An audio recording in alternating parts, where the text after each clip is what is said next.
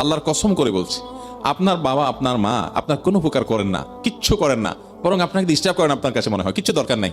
এই বট গাছটা শুধু যদি বেঁচে থাকে, শুধু টিকে থাকে আপনার মাথার উপরে, তো আল্লাহর জমিনের সবচেয়ে বড় নিয়ামত আপনার কাছে এখনো আছে।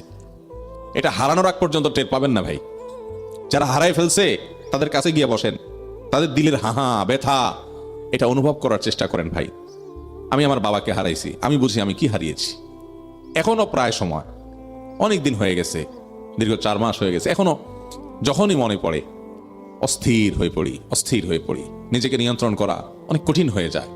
বাবার কোনো স্মৃতি দেখলে মানে নিজেকে কন্ট্রোল করা কঠিন হয়ে যায়, চোখের পানি আর ধরে রাখা যায় না, কঠিন। কারণ এই সম্পদ হারিয়ে যাওয়ার পরে সবাই বুঝে যে কি হারাইছি। আল্লাহ তাআলা যাদের বাবা মা বেঁচে আছেন তাদেরকে কদর করার তৌফিক দান করুন। বাবা মার সামনে কখনো জোরে কথা বলবেন না ভাই, কখনো না, কোনোদিন জোরে কথা বলবেন না ভাই। বাবা মার ঋণ এটা কোনোদিন শোধ করা যায় না।